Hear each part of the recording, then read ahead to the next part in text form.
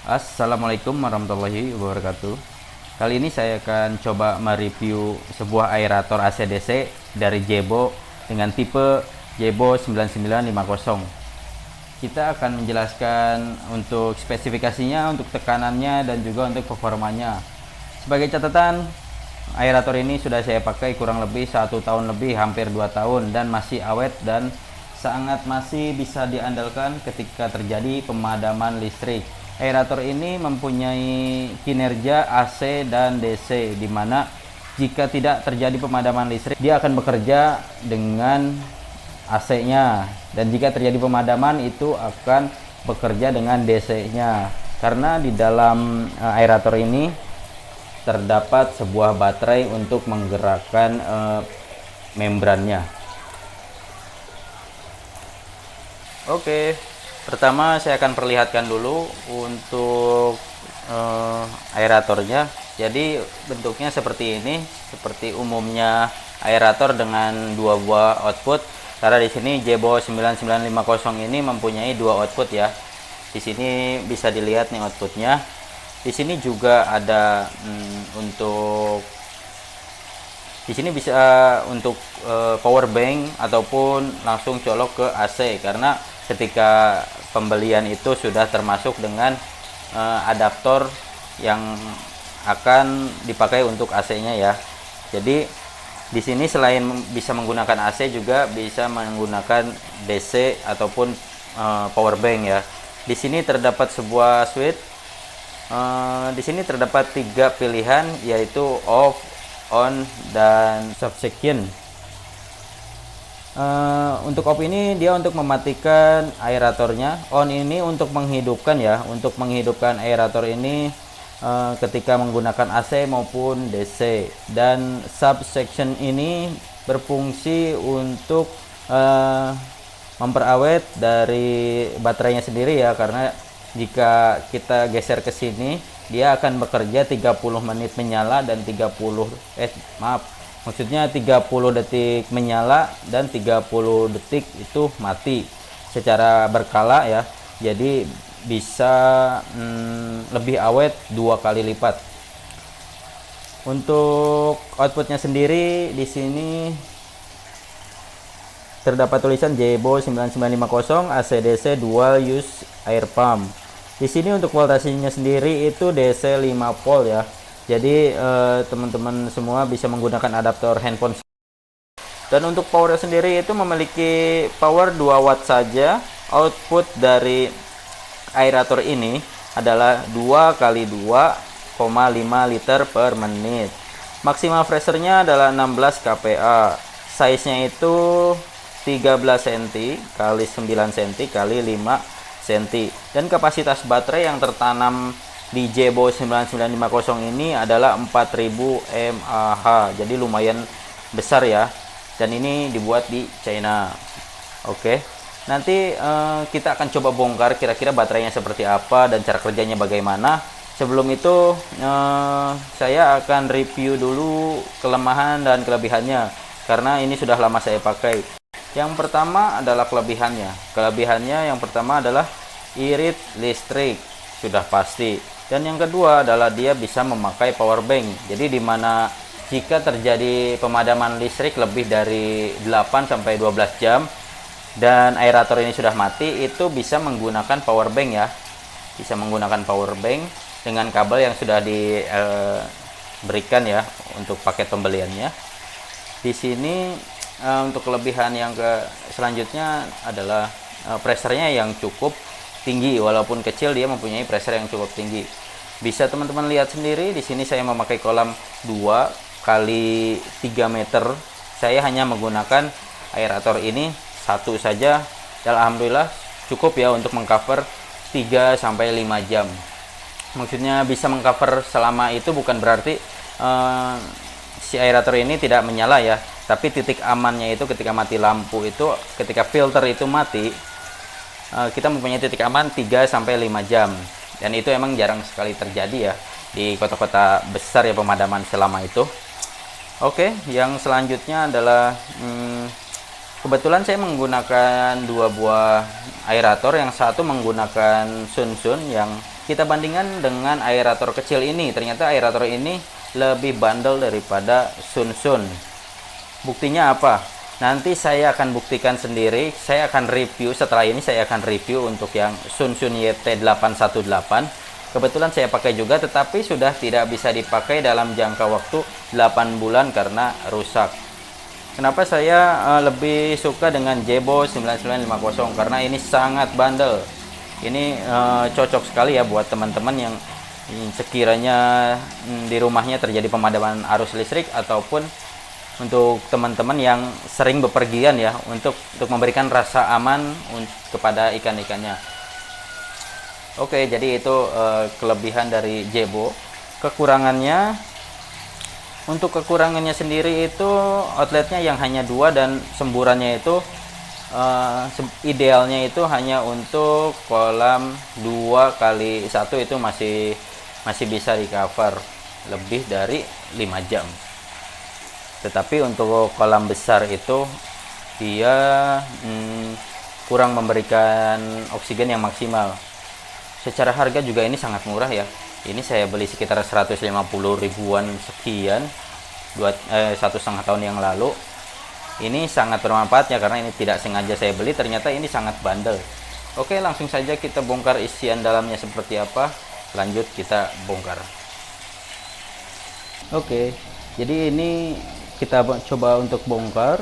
Di sini untuk 1, 2, 3, 4, 5 bautnya sudah saya buka ya menggunakan obeng. Di sini akan kita cek, kita lihat dalamnya kira-kira seperti apa. Langsung saja kita buka ya. Jadi terdapat 5 baut ya yang harus dilepas jika ingin membukanya. Ini isian dari dalam aeratornya. Nah, seperti ini. Ini isian dalam aeratornya ya. Di sini terdapat membrannya nih.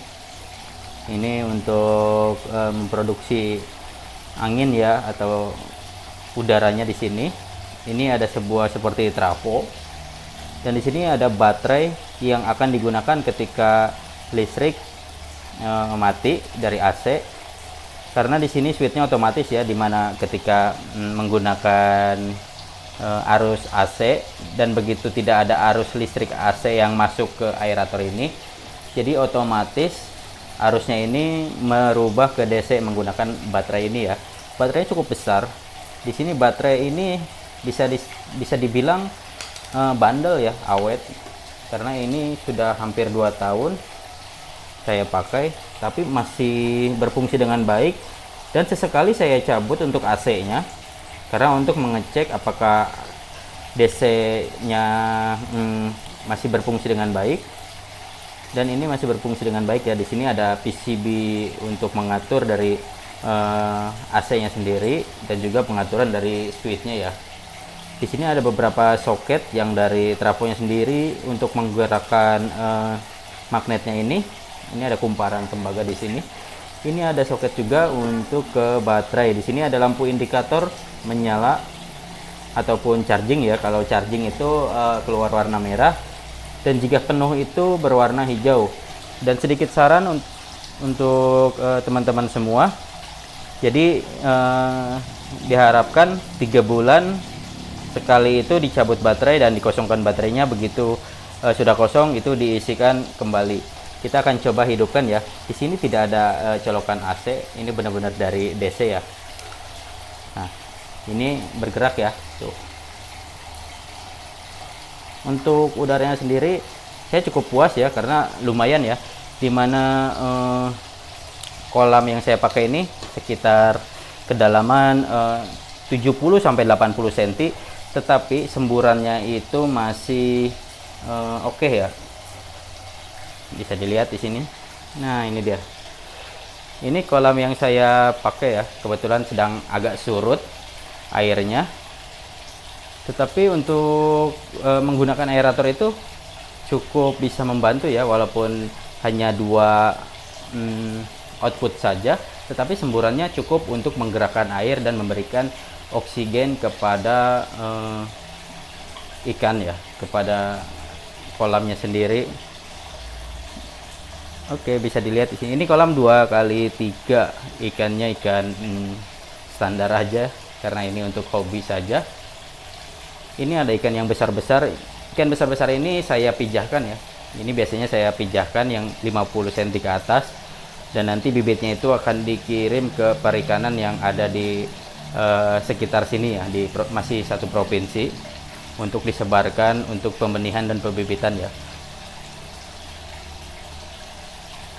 Nanti saya akan sharing juga untuk cara menjernihkan air ya.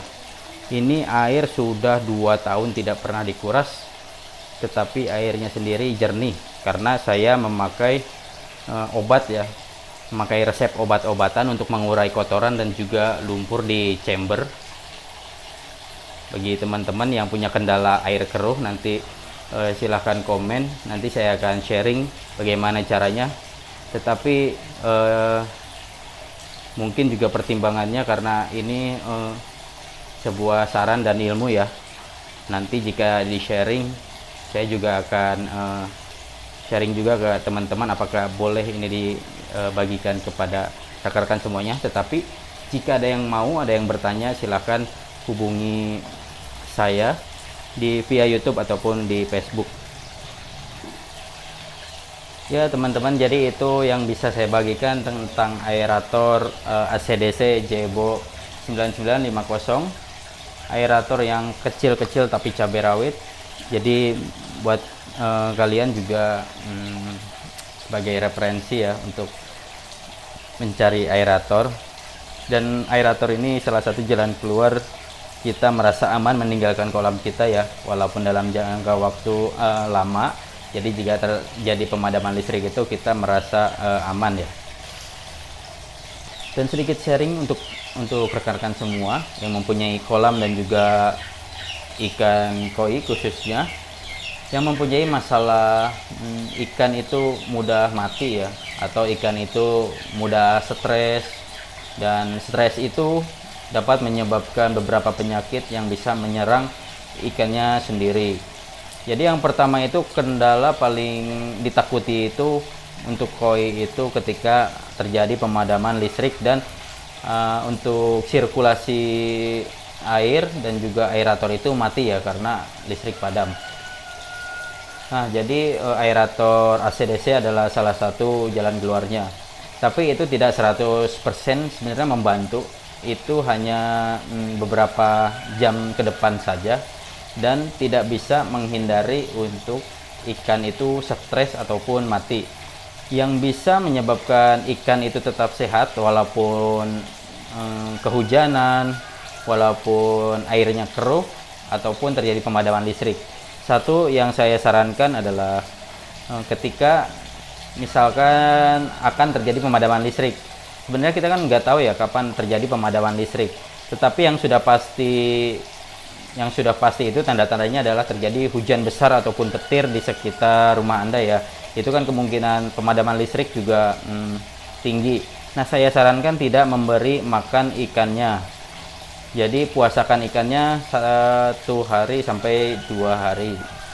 Karena apa? Karena biasanya stres itu terjadi karena airnya mengandung amoniak ya. Mengandung amoniak ini terjadi ketika sirkulasi air tidak jalan, kotorannya mereka sendiri itu dimakan oleh mereka sendiri. Nah, itulah awal dari bibit penyakitnya. Jadi saya sarankan kepada rekan-rekan, ini ada sebuah sharing ya. Jika cuaca tidak memungkinkan, cuaca dingin di pagi hari itu juga berpengaruh ya. Jadi jangan memberi makan, biarkan saja sampai siang kira-kira air ataupun pH-nya itu normal kembali, ikannya ini sehat, terlihat lincah, silakan kasih makan. Itu juga tidak berlebihan, karena koi itu kadang muncul pola ataupun warna tajam, itu bukan berarti kita harus memberi terus makan ya. Terkadang dia ada jeda untuk regenerasi dari warna dan juga kulitnya ya. Dan beberapa obat juga bisa diberikan kepada kolam, tapi saya kurang merekomendasikan. Dan di sini saya hanya men-sharing dan bukan berarti harus dilakukan 100%, tapi boleh dicoba karena saya membagikan saran ini berdasarkan pengalaman yang saya alami selama beberapa tahun ini ya.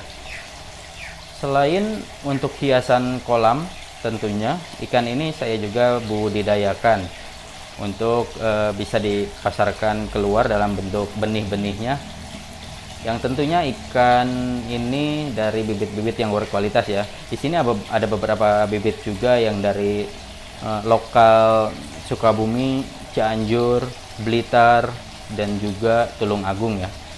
Jadi berbeda bibitan juga, bisa dilihat ya dari warna, dari pola, dari bentuknya juga. Dan di sini semua adalah ikan lokal Indonesia. Dan ikan ini adalah ikan terbaik ya di lokal ya, menurut saya ya, dari warnanya juga. Dan ikan ini juga sudah lumayan jinak. Nanti juga saya akan memberikan beberapa tips ya ke depannya untuk membuat ikan ini jinak. Saya di sini tidak memakai ikan yang katanya penjinak, cagoy dan sejenisnya, tetapi ada beberapa treatment yang 100% lebih ampuh daripada memakai penjinak kolam. Jadi sekian saja itu yang bisa saya bagikan. Selebihnya mohon maaf. Di sini saya tidak memberikan ulasan negatif kepada brand atau merek apapun. Di sini saya men-sharing berdasarkan pengalaman, dan misalkan ada beberapa kata-kata saya yang menyinggung beberapa merek, mungkin akan lebih bagus lagi ada perbaikan dari merek-merek tersebut ya. Cukup sekian dari saya. Wassalamualaikum warahmatullahi wabarakatuh.